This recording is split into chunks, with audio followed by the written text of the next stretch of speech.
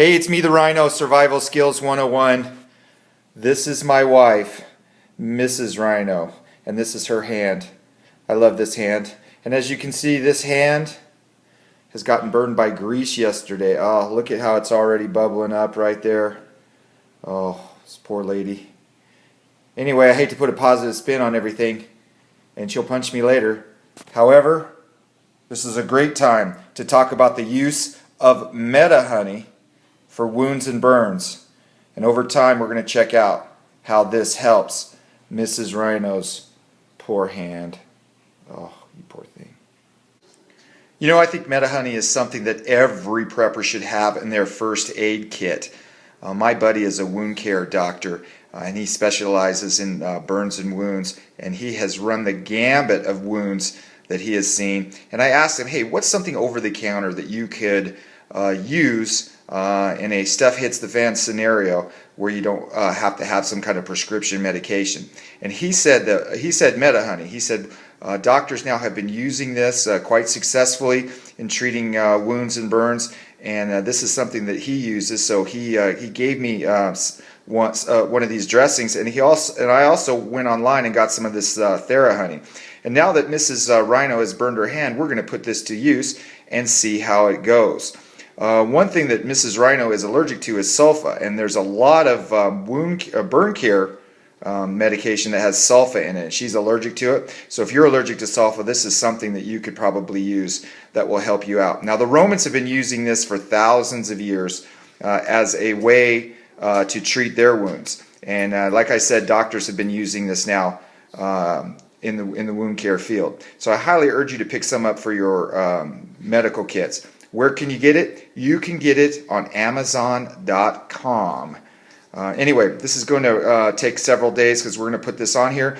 The whole idea of this is that this is going to go on her hand, and it's supposed to keep it moist and keep it free from infection as well. You're going to ask me, though, could we use table honey? Now, I asked my doctor friend about that. I said, hey, bud, how about I just use table honey, save myself the money? He was not too keen on that idea. He said it has table honey has a lot of impurities in it. This Medi honey is, while it is from bees, especially made, specially processed to take out all the impurities, and that's why it's the best. Anyway, let's check out her arm over the few days. I will be taking pictures of it, putting this Medi honey on, and see how it goes. So I opened up this package, and I wanted to share this with you. Basically, what this is just a big slab of honey, and it feels like it's just on some kind of substance, and I don't know what it is, but you can tell that that is just straight honey. Getting kind of hungry, but I'm not going to do it. No, it's going on the wound.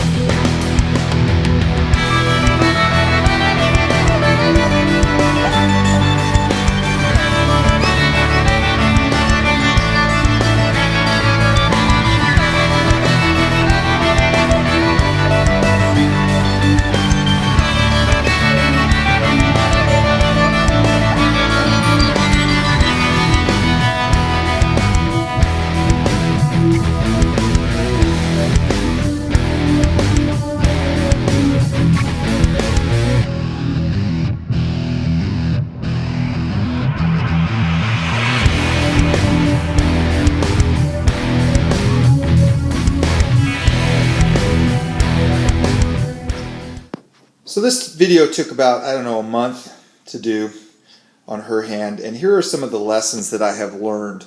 While I didn't want this to happen to my wife, if it did happen, it would allow me to work on it and see what it was like to have a really bad burn. She experienced a great deal of pain, so if someone gets burned, they're going to go through a great deal of pain, and you need to be able to overcome that. You know, I had lots of ibuprofen, Tylenol. I got Mrs. Rhino some sleeping pills so that she could sleep.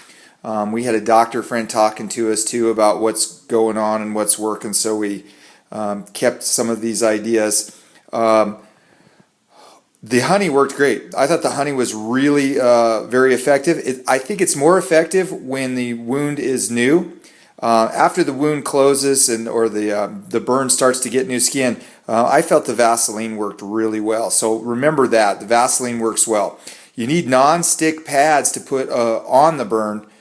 We found that out, that when you don't use non-stick pads, it can, you know, really attach itself and it's hard to get off. We used some of the saran wrap there around that, and that works well too. The problem is when the wound starts to leak, the saran wrap starts to move, and it just gets uncomfortable, but it's easy to take off. So you got to decide, hey, do I have the non-stick pads that absorb things but are harder to take off, or do I have the saran wrap which is easier to take off, yet it makes things, I don't know, pussy and oozy. I hate to use those words.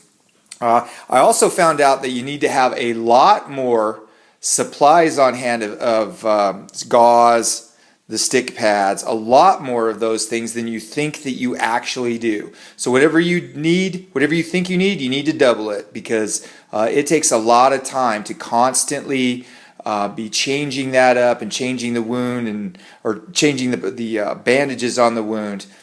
So she went through a lot of heartache, and it hurt, and I kept looking after her, but she's healed up, and it took about a good month. She's still going to have a scar. I hope not, but that's going to take several more months for the scar to go away, so it's not so noticeable. It's red right now.